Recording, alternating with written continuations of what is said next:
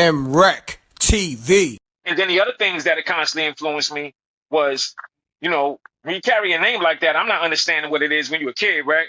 You get into these situations, you know what I mean? Because we in the trenches now, you know what I mean? So, once he locked up, we in the trenches. So, having to see that and deal with that consistently, and in the sense of where cats is like, yeah, that's Frank's son. Family parties, friends and family parties. I always was under pressure, constantly under pressure. So when cats bring that kind of shit to me right now, I just be looking at them like, you must not understand, man. You know what I'm saying? This is nothing for me. Like y'all watching Raising Canaan on TV. We really had to do that, and this shit growing up in this. You had to live that. Yeah, this ain't all glitz and glam and evil. You know what I'm saying? We talking about kidnappings. We talking about all kinds of shit happen, bro. You know what I'm saying? And we'll get into that. You know what I mean? But it's so much to it that people don't really grasp it, man. You know what I mean? They don't grasp it. And it's honestly speaking, if they grasped it, right? If they would to grasp it and completely understand it off the rip, then what story would there be to tell? So it's good. So now that they don't grasp it, it's our job. It's my job to come in and give the exacta on what it happens. We're gonna give that. Like I said, the seasons are gonna speak. They're gonna speak the algorithm of the streets, but they're also gonna speak the truth. One thing about me, I'm not looking to praise the old man, right? On some he's Martin Luther King type. And I'm not looking to put him in a dungeon with Charles Manson. I'm just speaking the truth for what it is. It is up for people to interpret it themselves, man. You know what I'm saying? That's it. That's it. No doubt. Yo, you bringing up Raising Canaan, is that a conversation that you would want to have with like a 50 Cent on this project? Like, even if you don't go with the situation, is that a conversation you would have? Like, maybe 50 Cent got some interest in maybe producing this series or helping you produce the series. Is that a conversation you'll have? That's possible. I mean, I do know that, it's past 50. He tried out for American Gangster. You know what I'm saying? As one of the old man's brothers. Yeah, I got the real. You know what I mean? 50 is a solid dude, no matter what people want to say. It just depends on how comfortable you are around gorillas. You know what I'm saying? I'm a silverback, so I don't care. You know what I'm saying? That shit don't bother me at all. You know what I mean? In terms of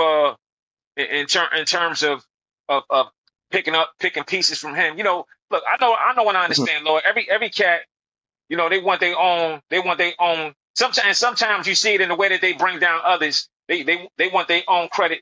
They want to be able to see if you're a fighter, if you can get Floyd Mayweather at the right time and get that victory that's good on the resume, right? So 50 get guys on the resume. That's what he do. You know what I mean? I know what it is. I smell it. Like I got a PhD in niggas. You know what I'm saying? So I feel 50, and maybe there's something that he could tell me, but I wouldn't necessarily expect him to want to, although in Raising Canaan, they said several times, Detective Howard said, you know that boy Canaan is? Now his pops is DEFCON. He was sitting on the throne right next to Nicky Barnes and Frank Lucas. And several times they mentioned the name. They mentioned the name, they mentioned the history. And it's cool. And at the end of the day, my thing is, if you mention it, you mention it. If you don't, you don't. Right now it's about time to make our own mark without apologies and just dominate the playing field in what we do.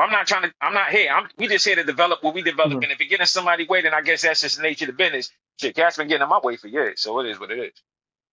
Facts. Yo, staying on that, what's your thoughts on 50 Cent and Big Meech falling out with the series and just everything here's my in general? thing. Here's my thing. My take is this. You know what I'm saying? I think, I think 50,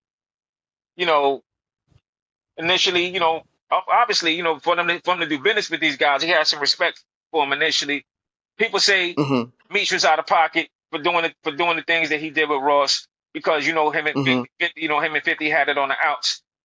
I can understand both sides. Really, honestly, I can't understand both sides. I can understand Meech feeling like I've been a boss, nigga. I'm gonna do it my way, and I can understand 50 saying, "Yo, bro, if I'm paying out, then you got to rock it like how I'm rock. Don't bring my enemies to my table. You know what I'm saying? Don't bring my enemies to the table with you. I get it.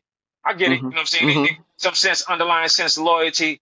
But I mean, here's my thing: if you felt like Meech was a rat, because now everybody's a rat nowadays, right? You know what I'm saying? I mean, this kid is amazing to me.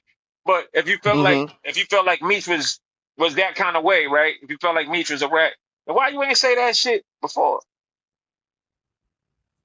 That's all I'm saying. Got a point. If you feel that way, just say it. You know what I'm saying? But then again, here's what 50 is a genius. I can actually answer that question. The reason why he's a genius is because 50 said, I ain't saying shit.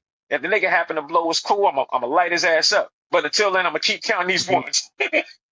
That's exactly what happened. But that's also pretty much, I'm gonna build them up. I'm gonna build them up and tear them down at the same time. If you get out of pocket, if they get out of pocket, exactly. Yeah. You know? So it is what it is, and that's why it's important to have your own lanes. You know what I mean? You know, that's why it's important to have your own lanes. You know, the way we structure. Let me ask you this. Yeah, I'm listening. Let me ask you this before you pivot to something else. Do you feel like 50 Cent destroyed the Big Meech and BMF brand as a whole, like in terms of how the streets looked at it and how the streets embraced it? Nah, because what Meech and Terry did, you know, was something unique in its own right. You know what I mean? The niggas went down. They went down to the Midwest and down to the South, and they entrenched their brand so strong.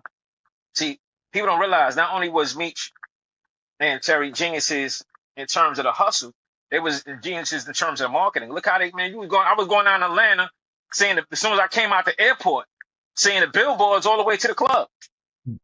I would go down to Atlanta for one night, and as soon as I got a business meeting tomorrow, my lawyer. As soon as I get off the plane, I'm seeing the posters all down the highway. These niggas had billboards. BMF runs the world. Da da da da da da da.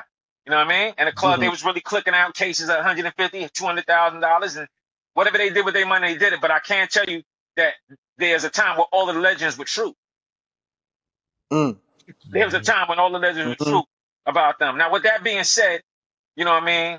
You know, it's estimated they made, some close to $700 some odd million in the game. You know, and that's wonderful. You know what I mean? But people got to know that Nicki made more than that. There's, like I said, there's levels to levels. Frank made way more than that because there's a difference. You know what I mean? Nicki was, he was dealing with Crazy Joe Gallo. He met him in jail, and that's how he got put on to the game. MRecktv.